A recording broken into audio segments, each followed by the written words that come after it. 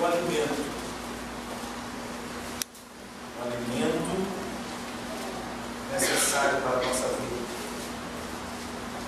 Você deve já ter ouvido a frase: você é o que você come. Nós precisamos, como seres humanos, para ter uma vida saudável, precisamos de uma dieta balanceada. Deus sempre pensou nisso. Por isso que deu as leis dietéticas para o povo atravessar o deserto.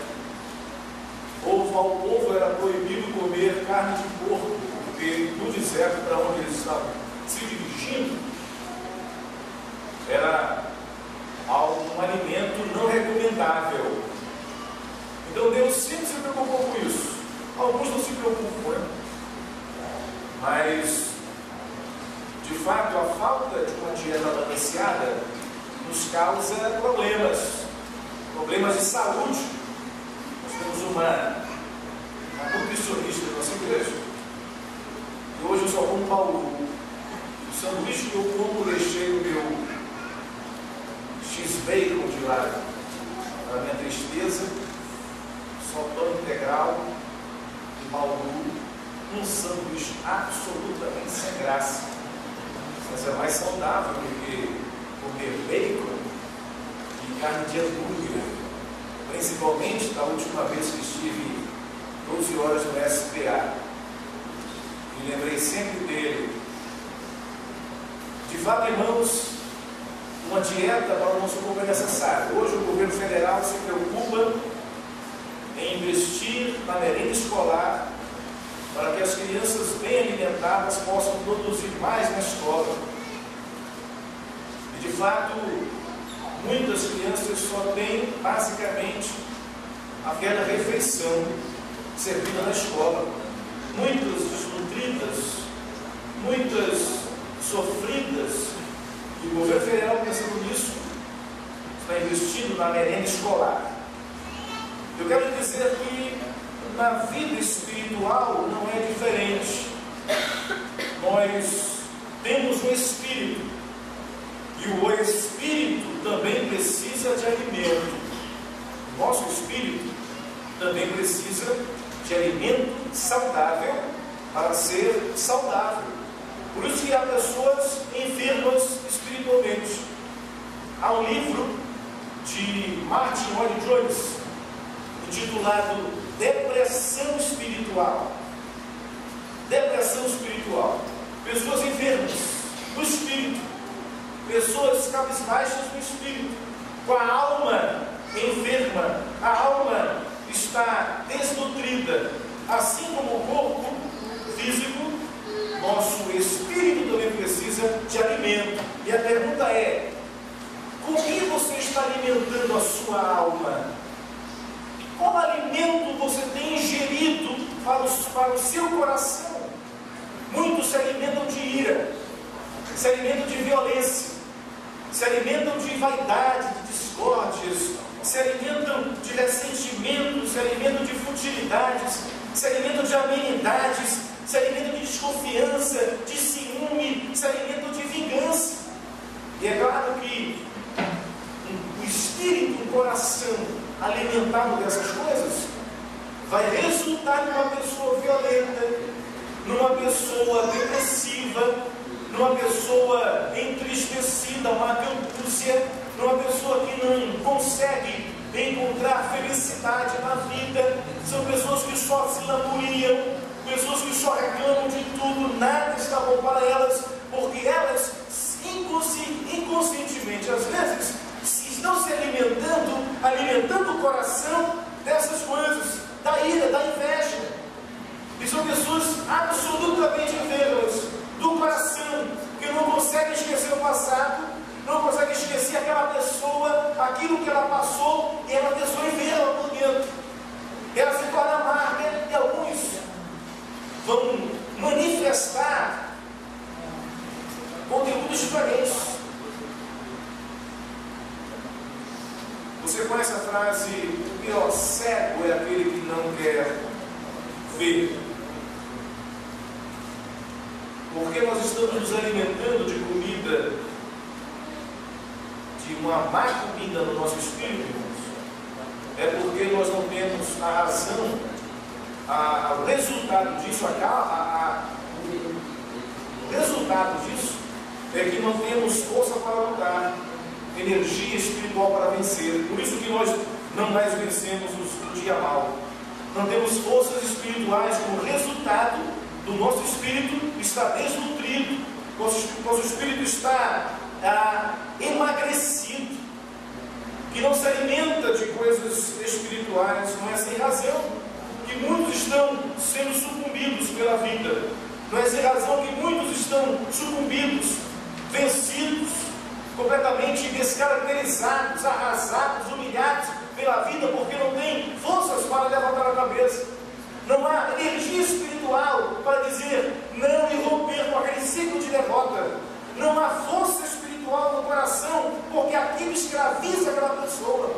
Há muitas pessoas escravas, não tem força de sair daquela escravidão, porque não tem um espírito forte, porque não tem uma alma fortalecida. São pessoas que são escravas.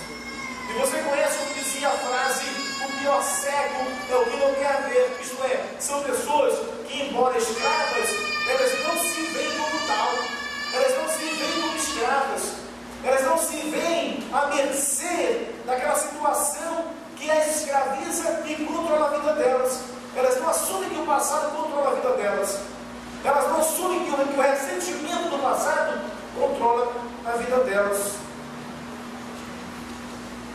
Por isso, irmãos, que em João capítulo 8, versículo 31 e 32, diz assim a palavra de Deus: disse, pois, Jesus aos judeus que haviam crido nele: se vós permanecerdes na minha palavra, sois verdadeiramente meus discípulos, e conhecereis a verdade, e a verdade vos libertará. Eu quero, antes de entrar nesse versículo, nesses dois versículos, falar uma coisa para você. Jesus está nos fazendo voltar à palavra para encontrar libertação, para encontrar saúde espiritual. Eu tenho que voltar para a palavra, aquela mesma palavra de Deus, aquela Bíblia que você não abre mais, aquela Bíblia esquecida na sua estante, empoeirada, aquela Bíblia que você já considera ou já considerou palavras inúteis, histórias da carochinha, coisa muito boa para a criança, mas para a minha mente ocidental, academicamente preparada, não é um livro que eu devo gastar tempo. Jesus, nesse texto, nos faz retornar à palavra para encontrar saúde espiritual.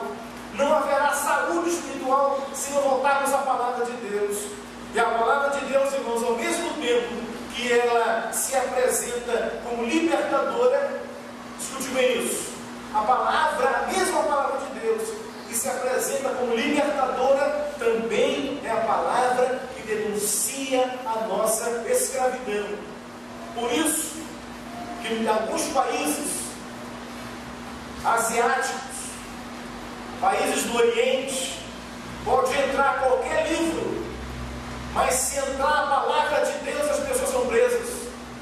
Por que as mesmas pessoas que dizem que a Bíblia é um texto de histórias antigas, sem poder e que não é a verdade, se sentem tão incomodadas pela palavra de Deus? Por que no seu ambiente de trabalho você tem um colega budista, um colega ateu, um colega de todo tipo de religião, mas o cristão é perseguido? O cristão sempre é olhado de revés, o cristão sempre é taxado de alguma coisa, mesmo calado. Só uma resposta para isso, é a resposta de Jesus: vós sois a luz do mundo. Isto é, a luz denuncia as trevas, e não há trevas que não se sinta incomodada pela luz de um cristão. Jesus, irmãos, João vai falar a partir da visão que teve de Jesus sobre essa dupla eficácia da palavra de Deus. Ao mesmo tempo que liberta, ela denuncia o que nós somos, ela denuncia denuncia o pecado. Eu já tenho dito aqui, e estamos já caminhando, já estamos no meio do ano, nos preparando para o final do ano. E as pessoas acordem para as praias do Brasil para ler, terem lido as suas mãos. E as pessoas vão para as mesas brancas atrás de revelação. E as pessoas vão atrás de quiromantes, de cartomantes, de mãe Diná e outras mães que aparecem, a irmã Rose, que eu já vi aqui perto da igreja. E essas pessoas falam de coisas boas na sua vida. Você nunca vai ouvir alguém falar assim: olha, você vai morrer ano que vem. Você nunca vai ouvir isso. Você vai ouvir assim: olha, você vai encontrar um grande amor em 2012. Se prepare. Não é assim? É sempre assim. Olha, essa linha da vida aqui, que eu não sei qual é da minha mão, mas dizem que é uma linha da vida. Essa linha da vida que diz que você vai encontrar uma grande surpresa, uma coisa muito boa na tua vida. É sempre essa uma coisa boa. E as pessoas se enganam, elas gostam disso. Elas não gostam da verdade. Elas não gostam da verdade. Eu até brinco dizendo que a esposa também não gosta da verdade. Porque ela veste uma roupa e pergunta para o marido: como é que eu estou? Se ele disser, meu amor, você ficou um pouquinho gorda com esse vestido, acabou o dia. Você pode ter até perdido a esposa. A minha, quando vai sair, ela coloca duas sandálias diferentes, uma no pé, outra no outro pé. Aí ela chega para mim assim e diz: que história é essa? Sandália diferente, dá para você escolher. Qual das duas? Aí eu escolhi: eu acho melhor dar do pé direito. Ele disse: por que não do pé esquerdo? Ela não quer a verdade, ela não quer ouvir, ela já está programada para aquilo que ela quer. Não é assim, esposas? Então o marido tem que dizer: você está linda. Alguém fala assim: pastor, ela pode mentir agora para a esposa? Eu não, meu irmão, diga profeticamente: você está linda. Você emagreceu com esse vestido, profeticamente, pela fé, né? As pessoas gostam de mentiras, mas a palavra de Deus nos denuncia o que somos. Jean-Jacques Rousseau diz que a pessoa nasce boa e ela é contaminada pela sociedade. A Bíblia diz que em pecado a pessoa nasce, diz o que nós somos. Por isso, irmãos, João teve na sua visão do Apocalipse, teve uma experiência dessa dupla eficácia da palavra de Deus. Ela liberta, ela abençoa, mas também diz o que eu sou. Ela diz a verdade acerca da minha vida. Por isso que a palavra de Deus, eu li umas vezes uma antologia teológica, aliás, esse é o nome dela, né? Essa coleção teológica, que dizia, que trazia essa discussão sobre se a Bíblia era escrita ou não por homens. E o autor muito sabiamente dizia: como é que a Bíblia, como é que o homem poderia escrever acerca do seu próprio fim?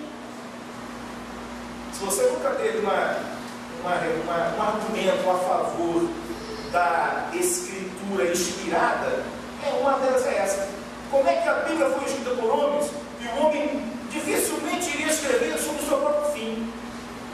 Como é que a Bíblia é escrita por homens e os homens iriam denunciar o seu próprio pecado, as suas próprias mazelas? Não, nós encobrimos, né? Quando escrevemos, encobrimos. A Bíblia, ela traz a libertação, mas ela denuncia a escravidão que vivemos muitas vezes. Isso viveu o apóstolo João no capítulo 10 de Apocalipse, no versículo 9.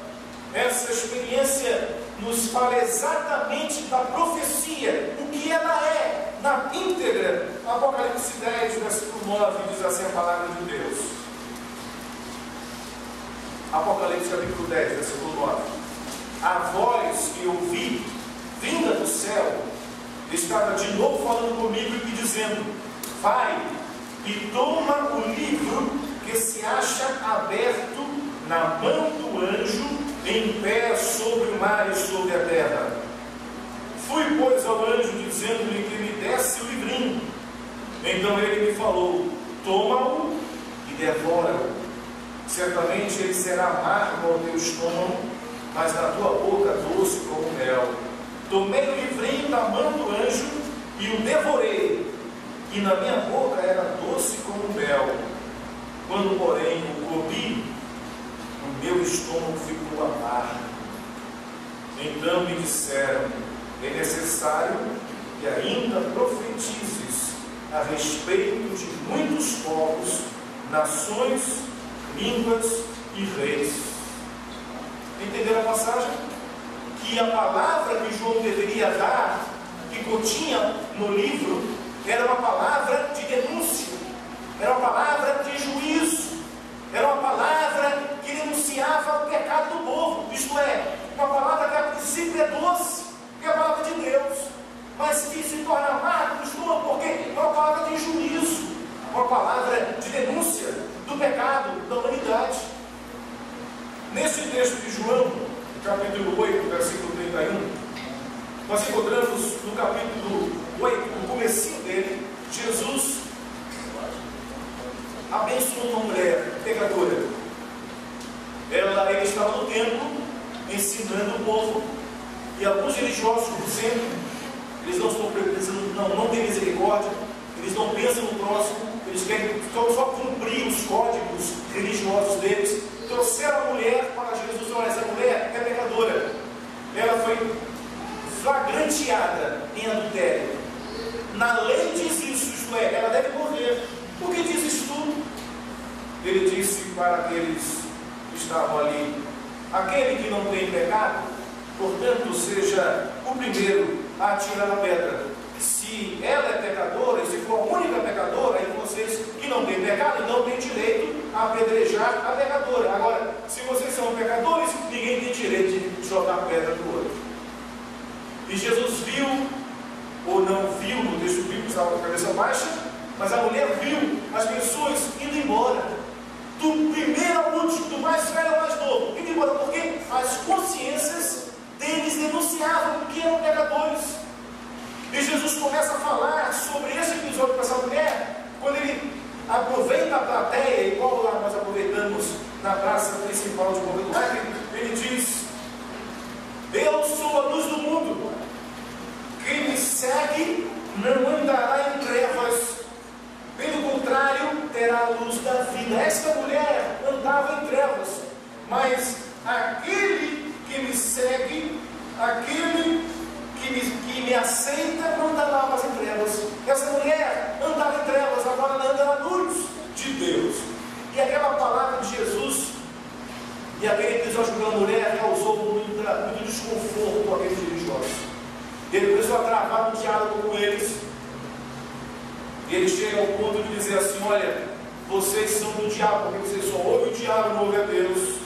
E Jesus começou a falar sobre o reino de Deus para aquele povo. No versículo 30 do capítulo 8 diz o texto: ditas estas coisas, muitos creram nele. Mesmo com a palavra de julgamento, a palavra dura de Jesus, muitos creram em Jesus. E Jesus se vira para aqueles crentes e diz assim: olha, se vós permanecerdes em mim, se vós permanecerdes na minha palavra, sois verdadeiramente meus discípulos, e conhecereis a verdade, e a verdade vos libertará. Aí Jesus causa um outro desconforto, porque eles, como religiosos, não se aceitavam escravos. Peraí, somos escravos de quê, Jesus? Não somos escravos de quê? Jesus falou assim: olha, se pois o Filho vos libertar, verdadeiramente sereis livres. Isto é, ele conversava com essas pessoas religiosas, mas ele fala para essas pessoas, para aqueles que haviam crido nele, se aquelas pessoas permanecessem na palavra dele, elas seriam verdadeiros discípulos, e a verdade seria conhecida deles, e essa verdade os iria libertar.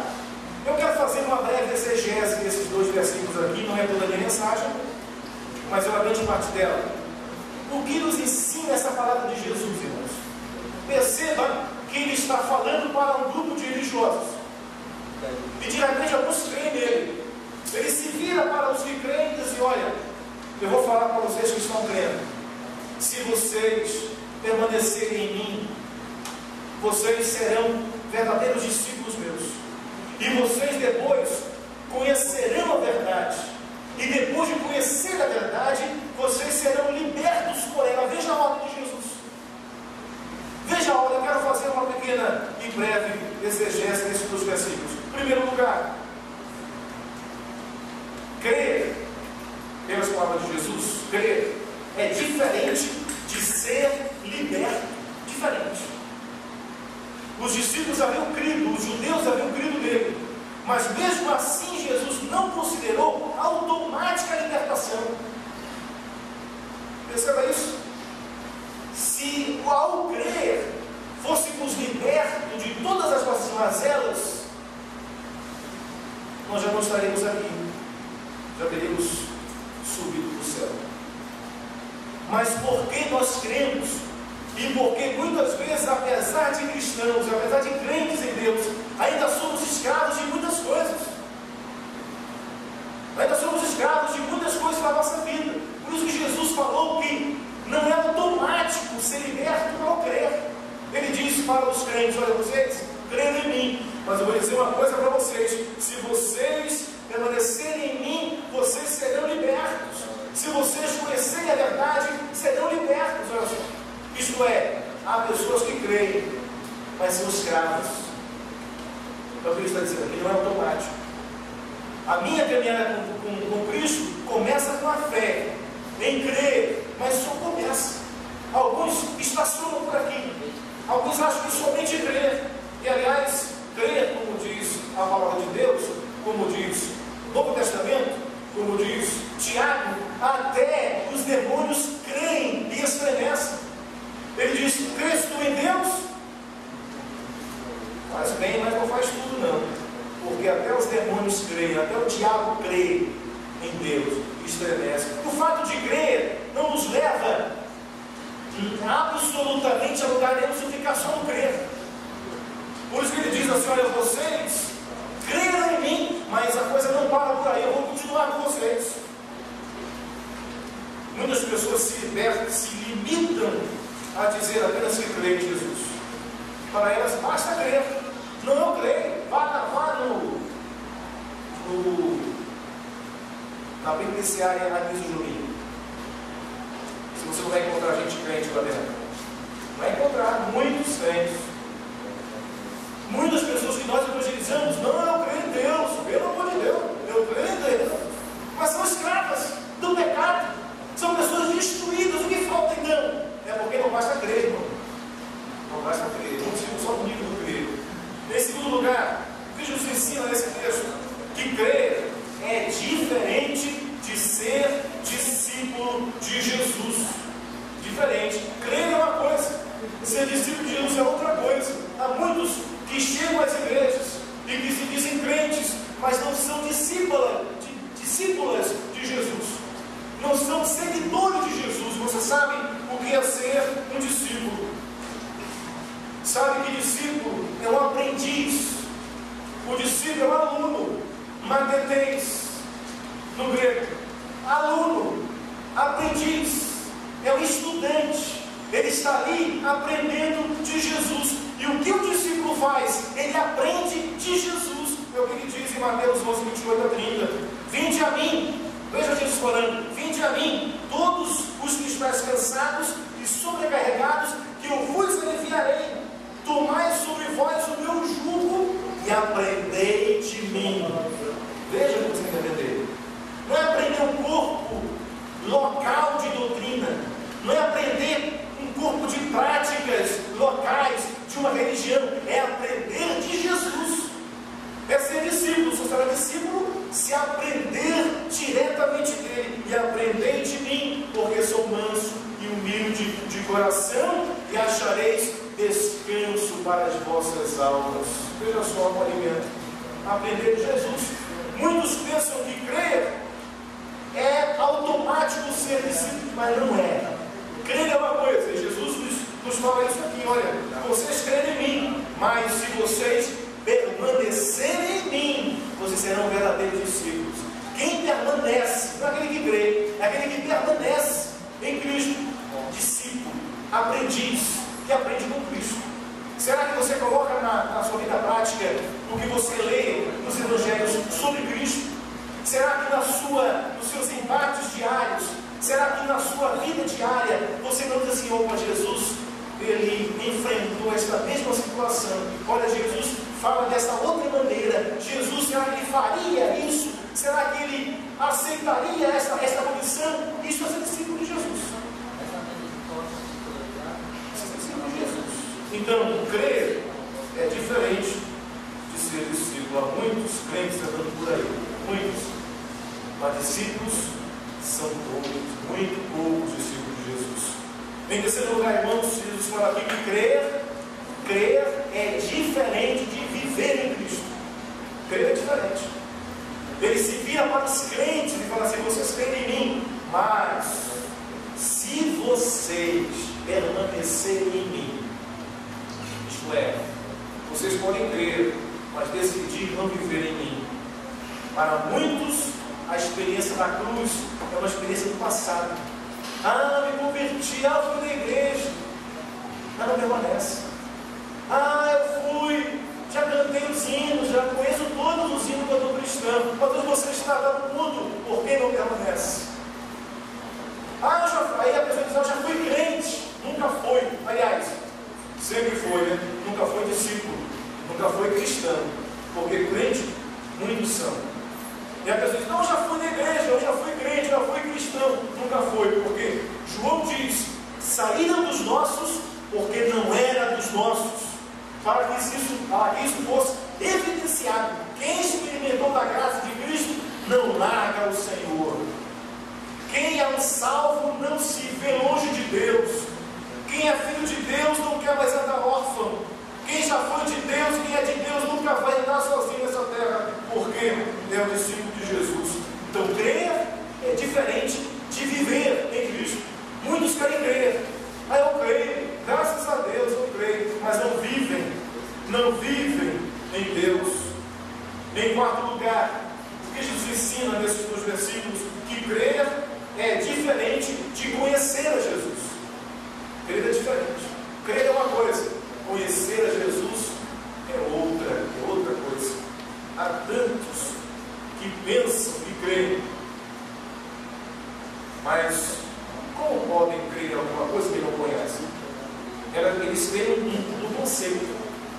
Eles creem numa história. A história de Jesus nasceu, uma virgem, morreu, os pecados. Conhece a história.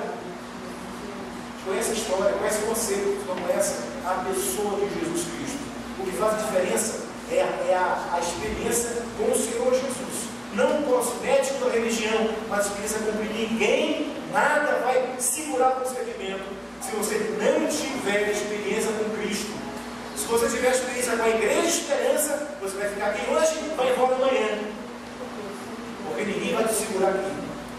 Agora, se você tiver experiência com Cristo, nada vai demover você, a não ser a vontade de Deus para ir para outra congregação. Crer é diferente de conhecer a Jesus. Vocês creram, mas se vós permanecerdes na minha palavra, sois verdadeiramente meus discípulos e conhecereis a verdade. Depois vão conhecer a verdade, não é automático. Em quinto e último lugar, se somente crer basta, por que Jesus fala essas palavras? Se somente crer bastasse, por que ele fala de permanecer na palavra dele? Ele fala de ser um verdadeiro discípulo, ele fala de conhecer a verdade e de ser liberto por ela. Se crer fosse automático e bastasse, Jesus estaria perdendo tempo em dizer essas palavras. Mas por que ele disse isso? Porque crer não basta. É preciso permanecer na verdade, conhecer a verdade. É o conhecimento dela que vai libertar você das suas coisas. De modo, irmãos, que não há substituto para a palavra de Deus, não há. Há muitos livros bonitos, muitos livros espiritualistas, livros que são palavras bonitas, mas a palavra é insubstituível. A palavra de Deus. Infelizmente, muitos estão fundamentando as suas vidas em outras fontes que não é a palavra de Deus. Estão criando seus filhos na base da filosofia, da pedagogia moderna. Estão lidando com o seu cônjuge a partir de um conceito do mundo, estão trabalhando com a sua esposa, com o esposo, a partir de teorias sexuais de Marta Suplicy. Não estão mais fundamentando as suas vidas a partir da palavra santa de Deus. Por isso que sofrem, por isso que enfrentam derrota e fracasso. Por isso que Jesus, que Deus falou para Josué, certa vez quando ele iria assumir o povo, Deus disse para ele assim: olha Josué, ser forte e corajoso, porque tu farás esse povo herdar a terra que é sob juramento prometi dar a seus pais. Tão somente ser forte e muito corajoso, para teres cuidado de fazer segundo toda a lei que meu servo Moisés te ordenou. Isto é, a força e a coragem era para ter força e coragem para cumprir a palavra, e precisamos disso. Viver a palavra no mundo de hoje é preciso coragem. É preciso coragem e força para dizer: olha, a Bíblia diz isso, eu não vou fazer.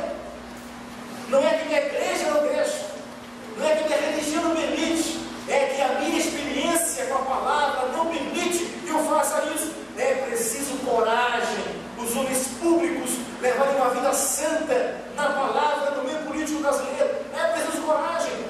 Por isso, e Deus sabia que a fraqueza humana era para se desviar da palavra, ele diz: ser forte, tão somente e corajoso, para teres cuidado de fazer segundo toda a lei que meu servo Moisés te ordenou.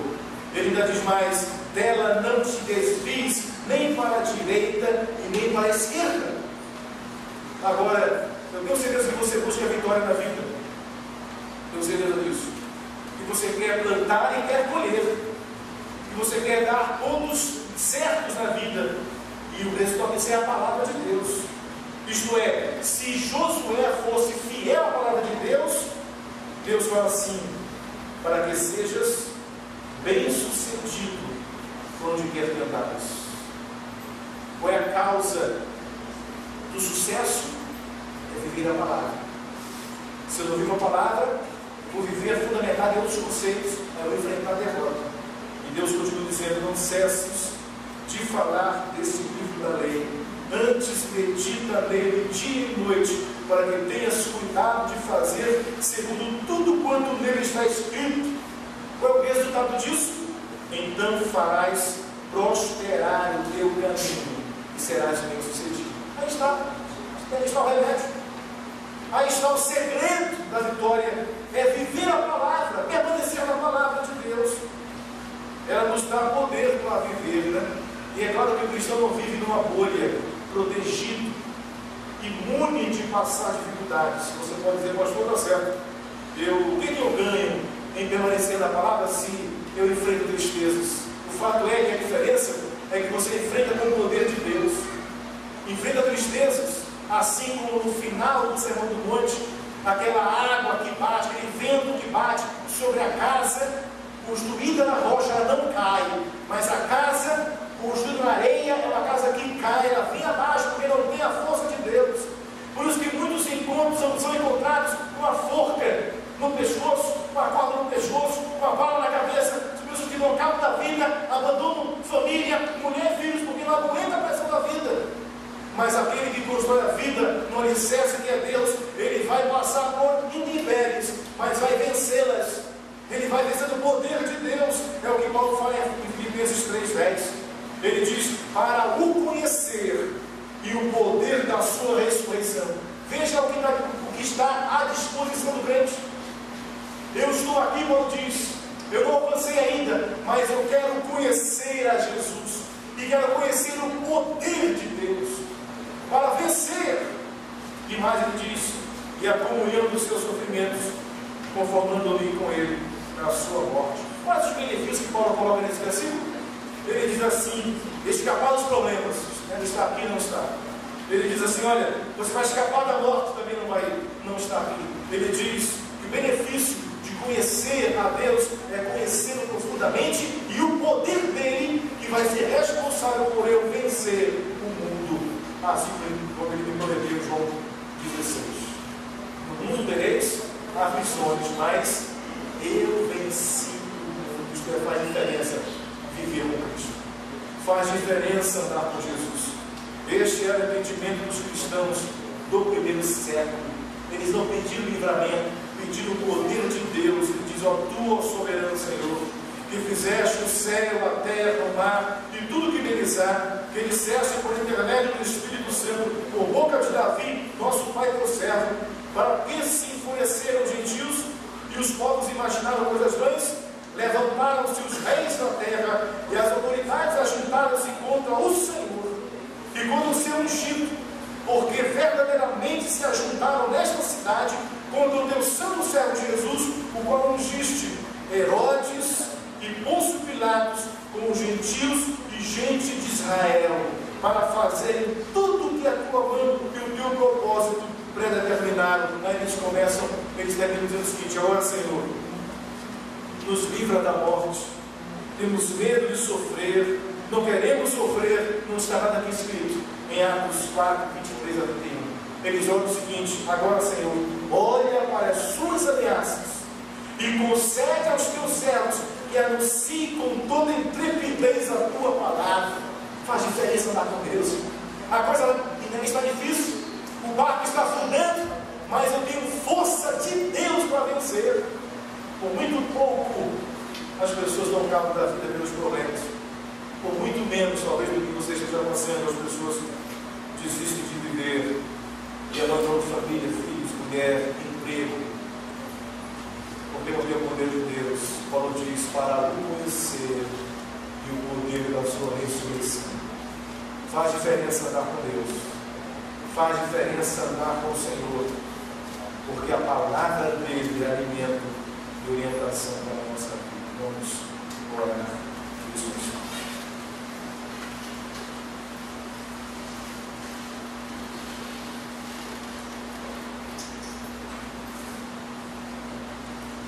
Só Jesus sabe o que você está passando. Só Deus sabe o que você está alimentando a sua alma. Este alimento no mundo maligno é enfraquecido pelo Espírito que você tem desistido de viver, desistido de lutar, desistido de caminhar, está parado, sentado à beira do caminho.